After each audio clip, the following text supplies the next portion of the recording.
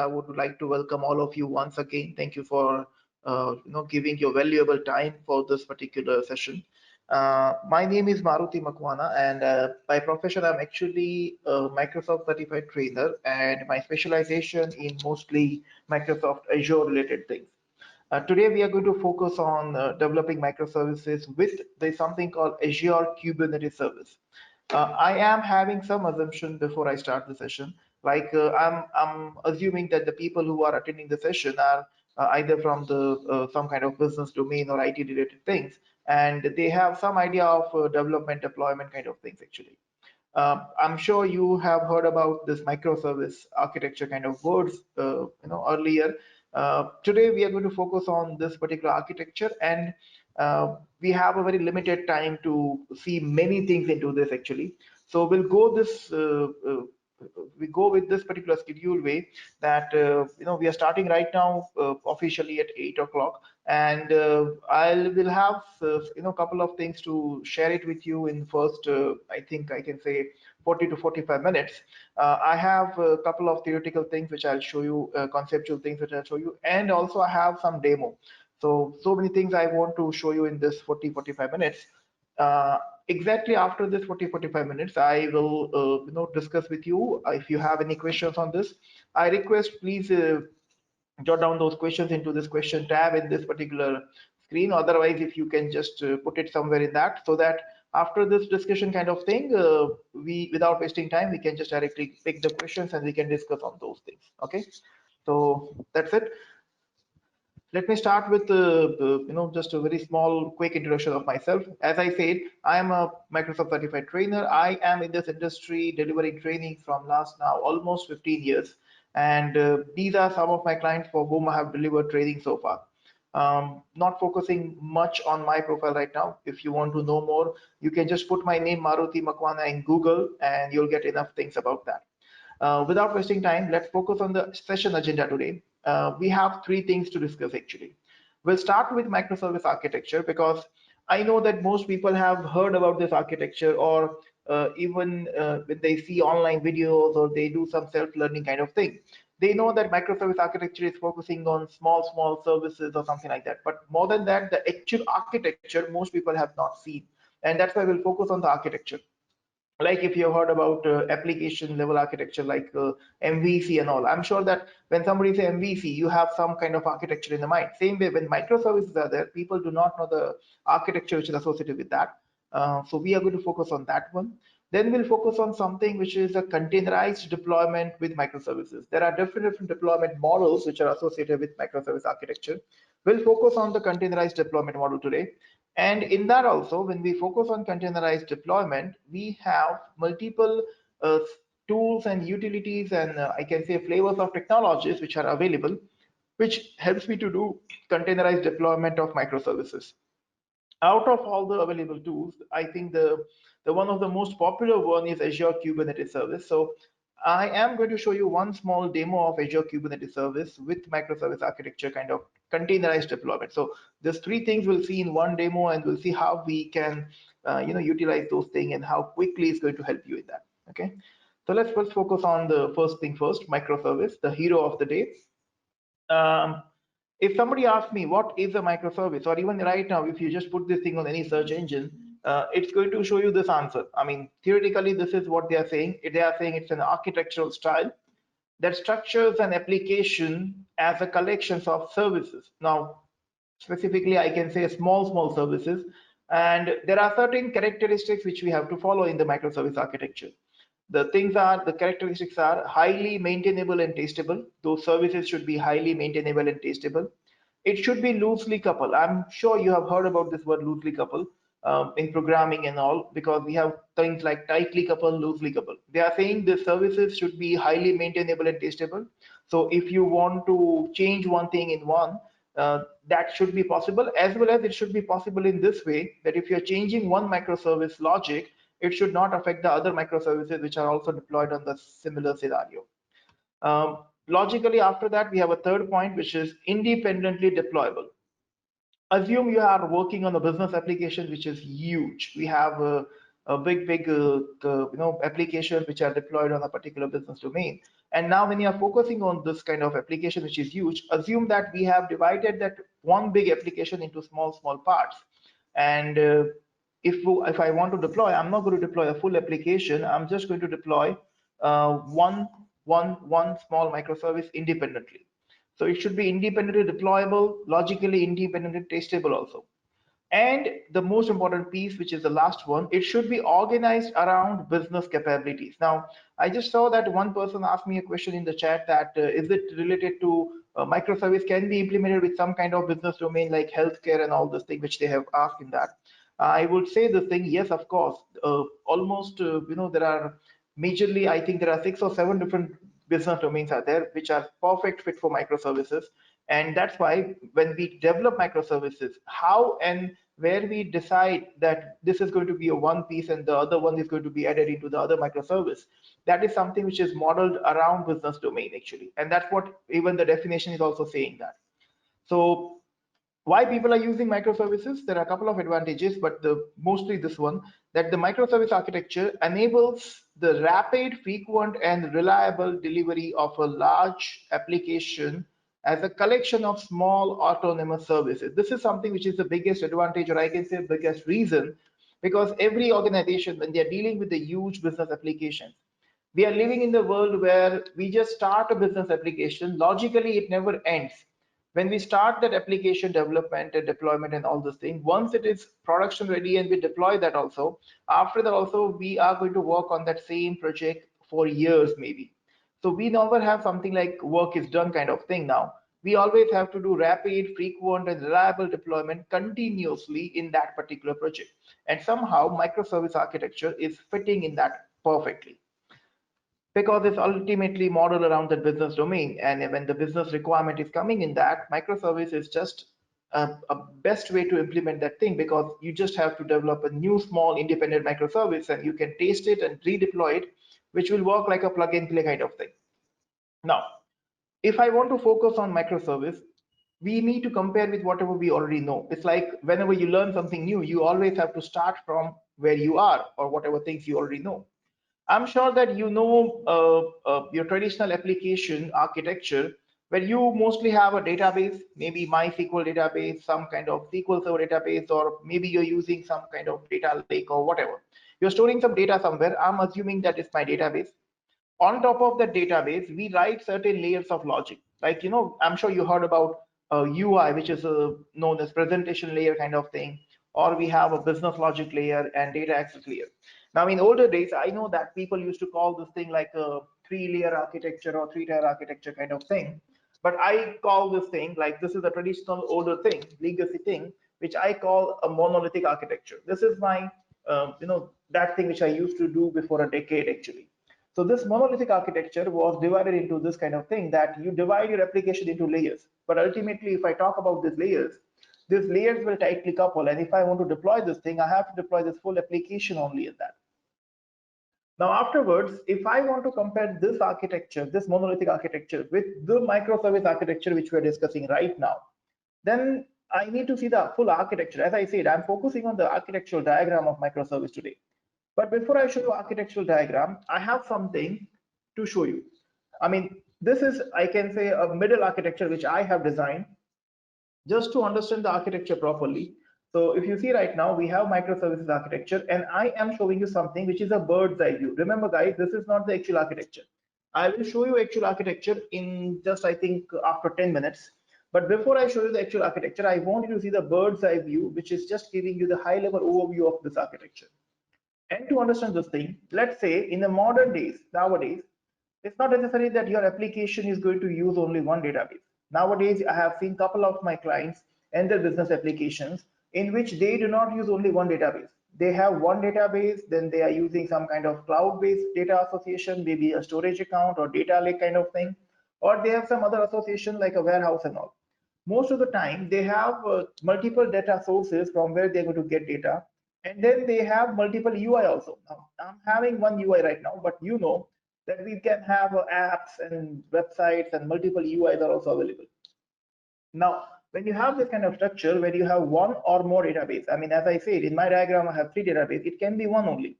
Or if I have multiple UIs and multiple databases, the modern microservice architecture is somehow focusing on this kind of thing. It's like instead of having your application into this kind of layers, you are going to logically divide this logic into one small independent piece of logic. Now, somehow, this is focusing on one thing, that each microservice is going to be focused on one purpose. I'm not saying that this is going to have only one C# class or one method or something like that. So I'm not focusing on the programming language right now or the technical terms like that association, but I'm focusing on purpose. Like if somebody asks me, Maruti, what this microservice is doing, then that should be only one answer, because one microservice is going to be focused on one purpose only. And also this architecture is not going to be this simple that one microservice connects with one database. Actually, in this architecture, we are going to have multiple microservices. Now, if you want to understand this thing in the bird's eye view, I want you to focus on this thing, that inside this blue box, you're going to have multiple microservices, maybe 30, 40. And this 30, 40 microservices are going to be internally connected with each other. And then maybe they are going to connect with one or more data sources, and they're going to operate with that.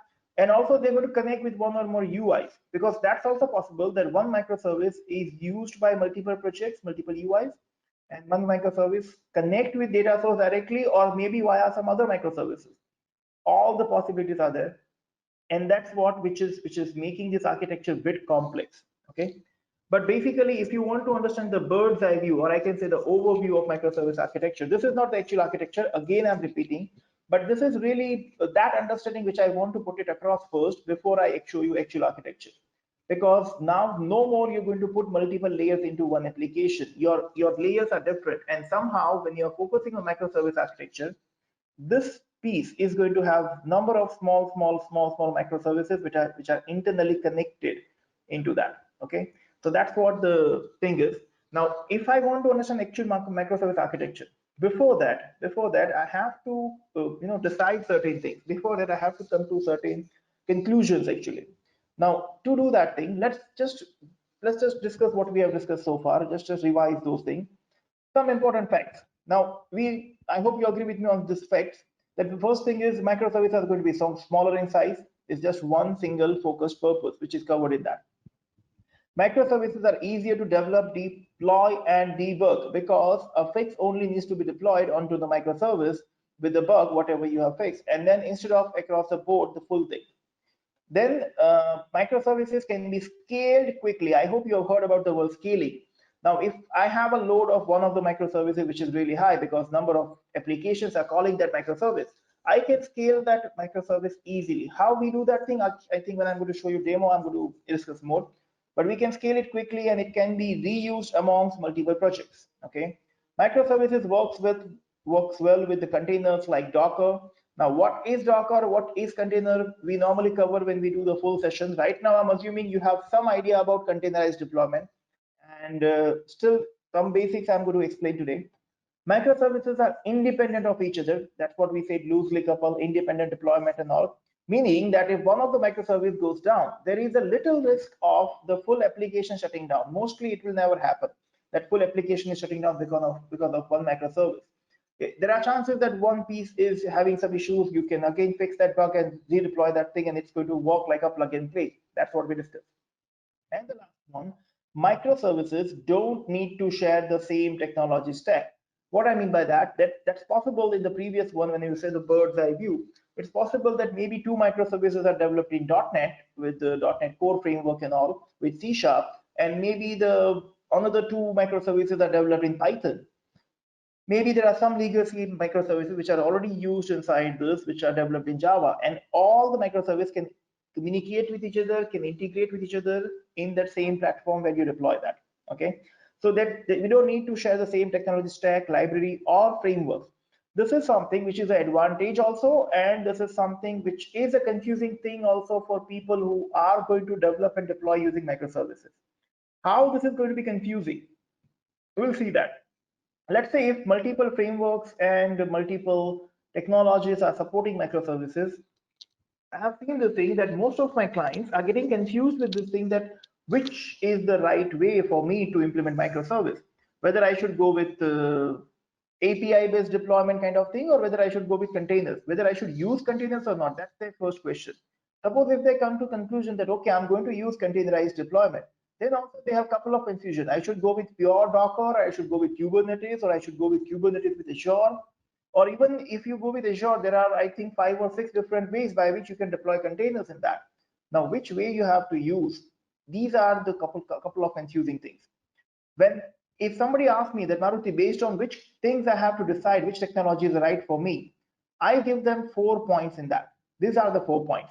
You have to focus on this thing that whichever technology in which you are developing microservice, that technology should be highly observable and it should support independently deployable. It should support CI/CD. I hope you've heard about automation, which is continuous integration, continuous deployment, or maybe if you have heard about something like DevOps, then that's what which we do mostly. Now you have to choose a technology which is integrated with DevOps and supporting this automation, because this is one of the key factors in microservices development and deployment. It should follow decentralization of component. In short, the loosely coupledness should be there. There are no things which are tightly coupled, or if I have to change one, it is going to affect the other pieces. That then I will end up with mess and wasting of time. Then we have something which is a third one, which is modeled around business domain. Now, as I say, microservice distribution, or how we are going to divide that thing into parts, that is something which is based on the business domain actually. And that's what we have to focus on that.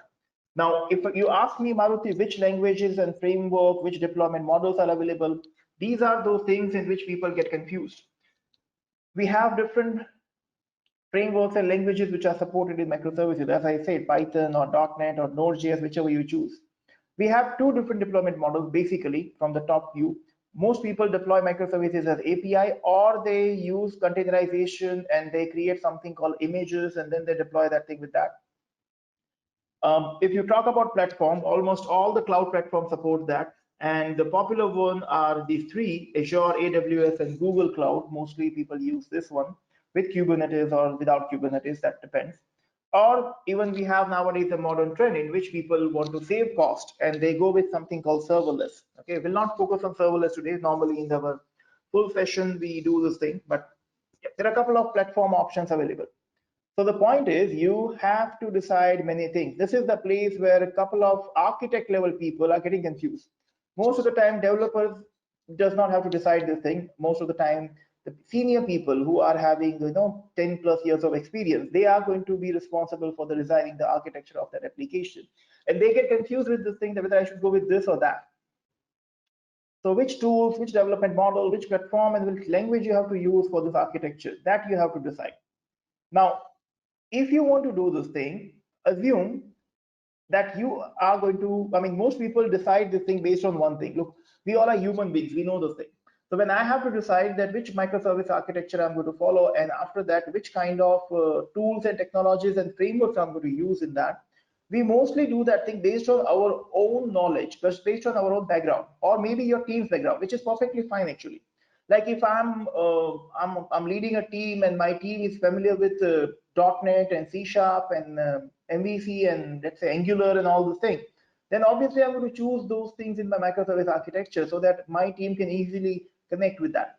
So there is nothing wrong in that. That's the right way actually. So I'm assuming here, let's say I have a person Jack here, just a dummy guy, and he's a developer. He knows C#, .NET, MVC, Angular, and some basics of cloud. Now, there are chances that maybe I have a team who's knowing Java only, and they don't know any client-side technologies like Angular or React or something like that. Or maybe they don't have any knowledge of cloud computing and all. Then they need to obviously know those things first. But I'm assuming that let's say I have a team or I have a person who already know all these things. And if I know that my team is knowing all the things, still there are a couple of things which I have to decide. Like for example, as I said, obviously first I have to decide which model I'm going to use for deployment, API or container, because there is no connection with your programming language or framework. If you are developing in Java, you can still develop a normal API or you can still develop a containerized image. If you decide one of this, then let's say I'm going to go with API or container, then also you have to decide a couple of things. Every cloud offer, when you're going to deploy this thing, is offering some services. I'm sure you heard about this.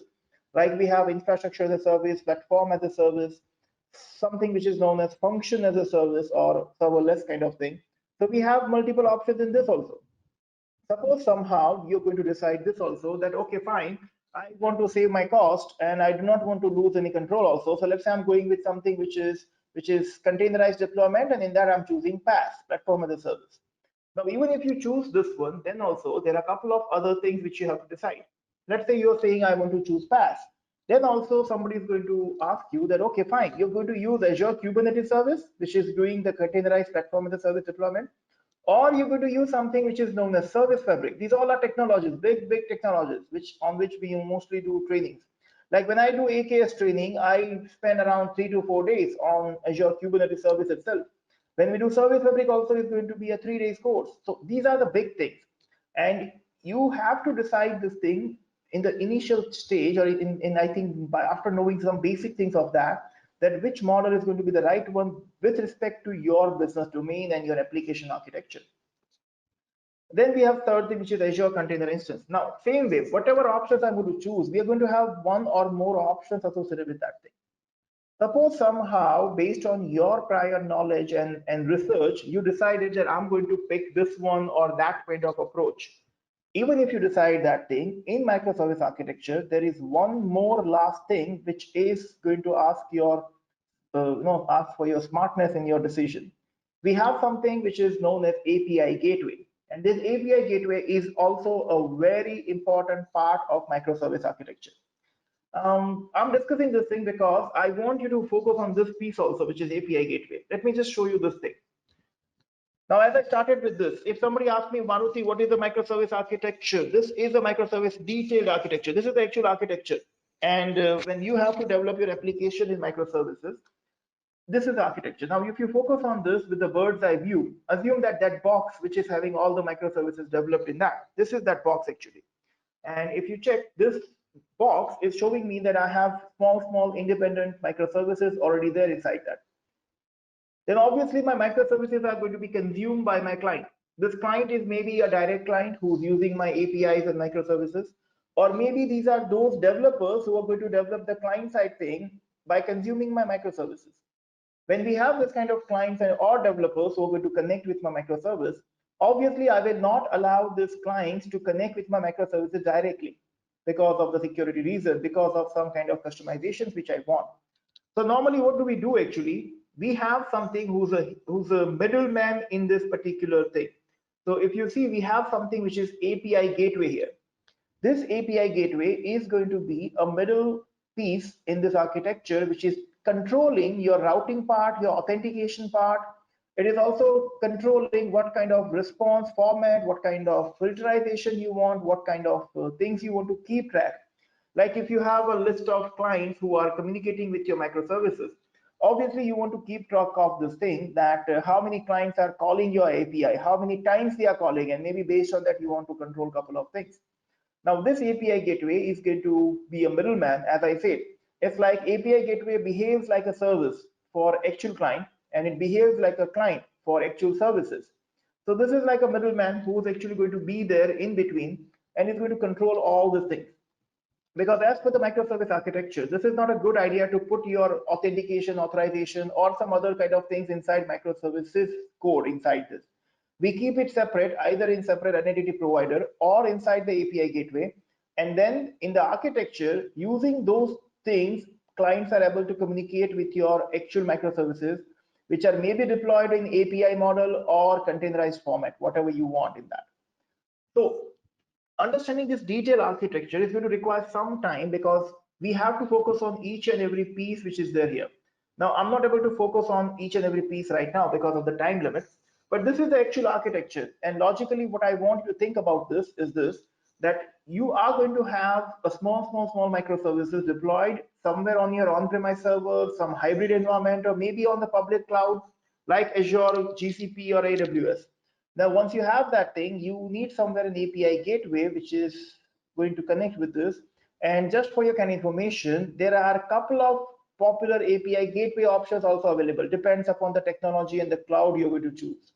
So this API gateway is also something which is readily available as a service on the clouds actually. But which API gateway you're going to use, that is also something which you have to decide. So many tough decisions you have to make before you proceed to microservice architecture. It's basically is like a small service and you do deployment. I agree. But most corporates get confused with this thing because flavors are so many, options are so many, and if you make a wrong decision in that, maybe you'll not feel that today, but you'll after 2 years you'll realize that no, this was not the right decision. Now, there are some superhumans, I always say superhumans, because who try to learn all the possible ways to implement microservices. They say, look, I am going to attend Kubernetes training also. I'm going to learn service fabric also. I'm going to do functions also. I'm going to learn everything. And after that, I'm going to decide. That's not the case. That's not possible for anyone. So there are some superhumans who try to learn all the possible ways to implement microservices, and eventually they mostly end up doing something like this. Guys, don't try to learn all the possible ways, because if you do that thing, you'll end up with the confusion and you'll not have the right way. Now, which is the right way to decide this thing? Obviously, you should know some basic understanding of that thing. You have to learn certain basics of that, but after that, you have to go with business requirement. I always say this thing: your domain and your business application is going to be a decision making factor. Based on that, you need to learn how you decide this is the right technology or this is the right tool for you or not. Is it okay? So don't try to do the thing that, okay, I'm going to learn all the possible ways. That's not going to work at all. Okay. Now, let's say, as I decided in this one, I am going to focus on containerization. Now, today, because it's just a limited time, I'm not focusing on everything. I'm just focusing on containerized deployment. I'm focusing on platform as a service. And in that also, I'm focusing on something which is AKS, Azure Kubernetes Service, because this demo is just having limited time and I cannot show you all the possible ways right now. But this is what we are showing you, because mostly, I mean, this is the research that most of my clients are actually using this kind of way. So I'm going to show you something which is containerized deployment. And if you want to understand containerized deployment, I want you to understand few terms before that. Like when you have learned programming, I'm sure that you learn like class, object, method, inheritance, these kind of terms you understood. Once you understood these terms, then it's easier for you to use that or develop those things. Same way, if you want to understand this microservice deployment with containerization and all this thing, you have to understand certain terms. Now, right now I have two terms with me. And in this case, these terms are image and container. Okay. If I focus on the first term, which is image, now maybe if you guys already know this thing, but still for those who don't know, I'm just recapping this thing. I'm not showing you the actual definition of image, but yes, the understanding wise, if you say what is an image, Maruti, I'm going to say, if you have a code means, let's say you have developed one small microservice, or let's say you have developed one MVC application, or let's say you have developed one full-fledged application in Java. Anything, whatever you're doing inside that code, the logic which you're writing for that application is counted as a code. So let's say you have your code which is developed by you as a developer, plus obviously in each code we have certain dependencies. These dependencies are maybe some kind of packages are required, some third-party services are required, or maybe some kind of operating system level things, or some file system, or some kernel library. Something is required which is required to run that application. So if you have a code which is written by you and the dependencies which are required to run that code, then we have a term called image, which is actually combination of both of this. Normally, when you focus on containerization, we do not deploy a code directly. Like in the traditional days, I'm sure you have seen this thing that you take a code and from your IDE like Visual Studio or Eclipse and all, you directly deploy that code to the server. We do not do that thing now. We just do a combination of code plus whatever dependencies which are required to run that thing. And we just package both of this into one box. And that package name is known as image. This image is something which is not running thing. It's not a running thing. It's just a package which is having everything, whatever you have developed, plus whatever is required to run that thing inside that. Sometimes even inside the image, we can put a full operating system also. Like let's say your code is requiring Linux operating system to run that thing, then you can put your operating system also inside the image. That's possible. That is counted as a dependency in that. So we first develop something called image, and then we deploy this image to some kind of centralized location. Now I'm sure you have seen something like a GitHub. I hope you have heard about something called GitHub. Now, if somebody asks me what is GitHub, I say this is a repository. But I also say this is a repository which is actually for code. So this is a code repository. Same way, we have something which are repositories for images. So the first thing is, when I'm dealing with containerized deployment, we first write our code and convert that thing into something called image. And that image we are going to put into something called repository. But we have repository like Docker Hub.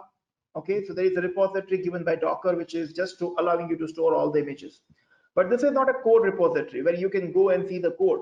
This is an image repository, so you just see the path of the image or the the size of the image kind of thing, but not the code of that. Also, we have something which you have heard about, like when we focus on cloud like Azure, we have something called ACR, Azure Container Registry. This is also nothing but a repository which allows you to store these images. So the first step is we develop an image and then we deploy it somewhere. Either we deploy this thing on the public repositories like Docker Hub, or some organizations have their own private registries inside their organization. Or if they want to use some secure registries on cloud, they use something like container registry. In short, there will be a repository where we're going to store our code and dependencies. And these are ready to run kind of thing. Because it has all the code and dependencies, this images directly we can run. Now, when you want to run an image, if you want to execute that thing, you want to use that application, then you have to create something which is known as container. Now, what is a container? I always say container is an instance of an image. Now, why I use the word instance? Because most of the developers, they are associated with the word instance with respect to class, because they know that when we create an object of the class, we call that instance.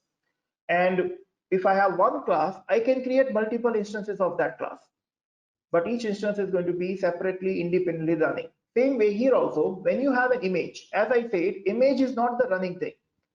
After that, when you create an instance of an image, that's what we call container, and container is a running thing. From one image, if I want to create multiple instances, we can do that thing. Most of the time when I want to do scaling, suppose if I have a microservice which is converted into image, and I know that I'm going to have a heavy load on this, at the time of deployment itself, I'm going to create 3 containers from one image, and then I'm going to have 3 identical and independent microservices instances running at the same time. All 3 instances, all 3 containers are created from the same image. That's also possible. Okay. So I hope you're okay with these 2 terms. Because of time limit, I'm not going further in this, but it's like we have an image, we have a container. Image is not a running thing, it's a code plus dependencies, and container is a running thing, which is nothing but an instance of an image. Now, if I want to understand this thing, in real life project, in real life business application, you do not have one container, one image kind of thing. Most of the time, you have to face a couple of challenges like orchestration. Now, what is an orchestration? I'll explain this thing in a minute right now. But in real life applications, you're going to have multiple images, you're going to have multiple containers of one images or something like that. Because microservices is all about dividing things into small independent services. Then in real business application, maybe I'm going to have hundreds of microservices. When I have hundreds of images and a couple of instances of that thing, it's really going to be tough for me to manage that in the orchestrated way. Now, what is an orchestrated way? But that I'm going to show you. But if you want to manage these things, somehow we have a couple of orchestrated tools, I can say, which are helping us in this thing. And one of the tools is known as Kubernetes. Now, if you ask me what is Kubernetes, my simple answer is always like Kubernetes is the orchestrated tool, which is helping me in developing microservices with containerization. But to understand this thing, I just want you to see one diagram right now. If you see this orchestrator, we have something which is image, which is showing me that you're going to have something like a server. Assume these are my servers. So in real application, I need a requirement like this, that I'm going to have multiple servers, not one. And these multiple servers are maybe connected with some kind of load balancer to distribute my load across that. And then when I have my application, one application is not going to be having one service or something like that. It's going to be divided into multiple services. Like you can see here, I have orange, blue, and purple, which is referenced as services or small microservices like that. Now, there are chances that my blue one is one of that microservice, which is in high demand right now, and I need 3 instances of that. While the orange one is just having 2 instances of that, while this is the least used, so it's just requiring 1 instance of that. So when I want this kind of thing, I need to control a mechanism in which I need to distribute them into multiple servers. Also, there are chances that for some particular images, I'm going to create multiple instances of that thing. Like you can see, the blue one is created, it's having 3 instances and is distributed across the multiple servers. When you want this kind of control and when you want this kind of thing with the customization, depends upon the load and all, Kubernetes is something which is going to help you in that. Okay, now how easy is this? I want you to see that thing. So I have just prepared one small demo for you because of this time limit. Now what I'm doing in this demo, I just want you to see that thing. Just exactly before this particular session, because of the time limit, I did one thing. I went to my Visual Studio and I have prepared one small application for this demo actually. So I'm not focusing on the technology right now. That's the reason I just prepared one small demo in C# and .NET Core application. And before starting the session, I just did one thing. I deployed that demo into my Docker Hub account. Docker Hub is actually the repository. As I said, it's like a public repository. So if I go to my Docker Hub account right now, you can see this is my hub.docker.com. I mean, even today after the session, if you want to go to hub.docker.com, you can also register yourself there free of cost. And in this Docker Hub account, this will allow you to store your images. Like you can see, just before an hour, I have created one image here, which is microservice demo. And I have a couple of other images also, which is showing me that how and when I have uploaded those things into this. Also, it's showing me how many people have used it so far, whatever. Now, if I go to one of this image, you can see that this is not showing me any code. This is like GitHub only, but this is not a repository for code. This is a repository for image. This is showing me that, okay, I have an image which is just uploaded and published before an hour. I did this thing as I said right now. And this is showing me that if you want to use this thing in Docker, you have to fire a command, which is docker push or docker pull. There are 2 commands actually. Pull is for getting the image, push is to push the image. And then they are giving me one unique URL kind of thing, which they are showing me like this is my repository name. So this is my repository, which is Maruti Makwana. And inside that, my application name, which I've given, is Microservice Demo 23. Now, this is a unique URL which I've given, and this is a publicly available URL. So I kept this thing public actually right now. So even after the session, if you guys have Docker installed in your machine, or if you have Kubernetes cluster with Azure, you can also use my image for this one, okay, which I've developed just now. This is a public URL. Now, if I want to use this thing, the first thing is I have to just copy this URL. I'm just doing Control-C, okay. The third step is, look, as I say, step number 1 is you have to develop something. I did that development because of the time. I'm not focusing on that logic right now. Second thing is you have to publish that thing to Docker Hub. How you publish, that also depends. If you want to publish directly through Docker, you can do that thing. Or Visual Studio, Eclipse, all these IDEs are also having a couple of tools integrated with that, which you can do. So normally do tools and all is not possible for me to show you right now for the deployment because of the time. But yeah, if somebody is requesting for this step-by-step hands-on, we have a link on that. We'll share it with you. The third step is from this Docker Hub image. Now, right now, this image is not the running thing. As I said, this is not the running thing. It's just there. I cannot see this running in action right now. If I want to see this thing in running point, I have to create a container. And that container I can create anywhere actually, but I'm going to create that thing inside my Kubernetes cluster inside my Azure. So what I did after this, I went to my Azure portal. This is my Azure portal. Means this is my I can say control panel of Microsoft Azure Cloud. I went there and I created one cluster there with the name Maruti Kube cluster. You can see this is my Kubernetes service actually. And if I want to access this Kubernetes service, I have to connect to something which is known as Azure Shell, which is like a command line utility. So what I'm doing, you can see that I have created a Kubernetes cluster. Trust me, this is on cloud right now. It is located in the East US region, and I have already connected to this actually. So to use this thing, I'm just going to my separate URL. Like this is the Azure portal, which is portal.azure.com. If I want to do something with the commands in Azure Cloud, then I obviously prefer always this thing, which is known as Azure Cloud Shell. This is the Microsoft Azure Cloud Shell. Okay. I'm just trying to connect with this, and I want to deploy this application, which is residing in this Docker hub, into my Azure actually. And how easy is this? I want you to see that thing. Now, to do this deployment, I'm just first checking whether I'm getting my connection with the Kubernetes or not.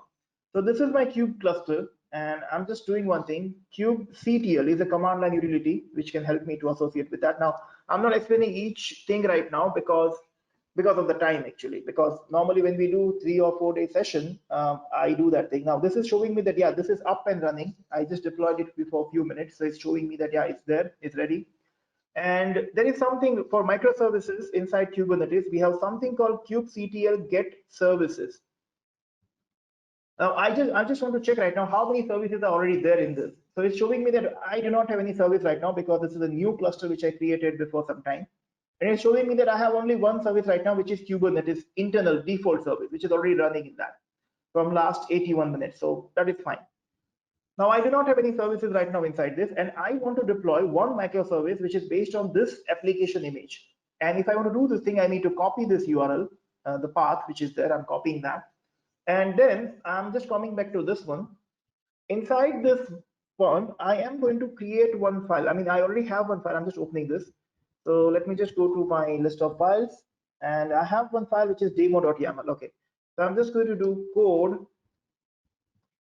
So as I've shown you in the PPT also, there is a YAML file configuration. Guys, most people, those who do not know YAML, this is again a markup language, yet another markup language. That's the full form of that. But this is a YAML configuration which I have created, in which I always deploy my applications with this kind of YAML configuration. We have a settings in this, like which kind of replicas, how many replicas you want, which kind of CPU and memory configuration you want to do. So there are a couple of things which you can customize in this. If I specify right now, I want 3 replicas or 10 replicas, they'll create that many instances of the container from one image. But initially right now, I'm saying I want only one container right now. And in that, you're asking me that, okay, if you're creating container, tell me from where you want to take this image. Now I have no image path here given, that's why this XSX is there. In spite of this image path, I'm just pasting that URL, which I have just done before a few minutes. So I'm just putting that URL of my Docker Hub account. Now what is going to happen actually, this is saying that, okay, this image I have to pull from Docker Hub.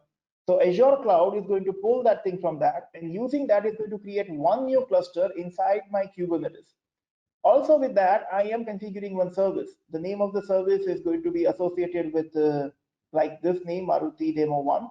And I am configuring one load balancer also, because normally in Azure and all, load balancers are always associated with public IP, so that everybody who's seeing this thing right now, they can also access this right now. So what I'm doing is I'm just putting my default configuration of YAML file in this. I added this path in this, and then all I'm going to do is I'm just going to click on save. I did save in this. I'm going to close this. And now I am firing one simple last command. Don't worry, I'll not take much time. I'm just firing one last command, which is kubectl apply. And I'm saying apply everything which is there in this file, which is demo.yaml. It's just going to read that YAML file and it's going to deploy that. Now, why I'm doing this thing? Because it's going to be super easy. You can see within the seconds, within few seconds, they have just executed that thing. Okay. They went through my YAML configuration, they pulled that image, they did that deployment also. And now if I do a previous command, which is kubectl get services, this is going to show me that Maruti, you do not have only one service, you have 2 services. The new one is Maruti Demo 1, which is just now created. It's still not having association with the public IP. It is still pending, because public IP association is going to take around 1 minute. This is still only 15 seconds which are done. I'll wait for another 30-40 seconds, and after this, if I just go to this kubectl get services again, you can see I got 38 seconds are done. I got a public IP actually, and this public IP is that IP where this application is hosted. Let me just copy this public IP and let's pray to the God that it should work. I'm just going to paste it here, and yep, this is my welcome to microservices with AKS demo, which I've just prepared before an hour. Because of time, that code I have not shown you, but this is the IP address which is public. Even right now, if you want to check this thing in your own browser, you can go to this 52.224.92.191. This is my public IP address, which I've just now deployed on my Azure, and this is working fine. Even I did one thing. I have done an API also inside this. So in my demo, I'm not deploying one application actually. I'm deploying a small microservices also in that. And my API is actually having a name like this. This is the URL associated with that. So I did this thing, this IP address /API/details. If I do this thing, I have our details also, like topic for this training is microservices with AKS. The trainer is Maruti Makwana. I'm showing you the email also where you can connect for more trainings actually. And my phone number is also there, that's fine. But the point is, this is an API. This is giving me JSON data right now. So API/details is giving me API. This IP address is giving me that application. And I'm sure you agree with me that this deployment is super fast. If you are good in your YAML file and if you're keeping it safe for your team, they can just easily deploy things in a really quick manner. Now, just for your kind of information, the size of this image is around 200 MB. Still, they have fetched this thing quickly, and within few seconds, they just deployed it. If you integrate these things with DevOps kind of thing, then it's going to be piece of cake for you. Once you set up everything, it's going to be, everything will be automated. And that's what the biggest reason people are using microservices with containerization and all those things. I hope you understood this demo. I hope you understood what I've said in this limited time. Now this is the time we're done with this actually. Now this is the time, I want to discuss about the questions and all. We have a thank you slide, which I'll keep it here. If you have any questions, you can, or if you have any training requirements, you can email us on this particular email ID.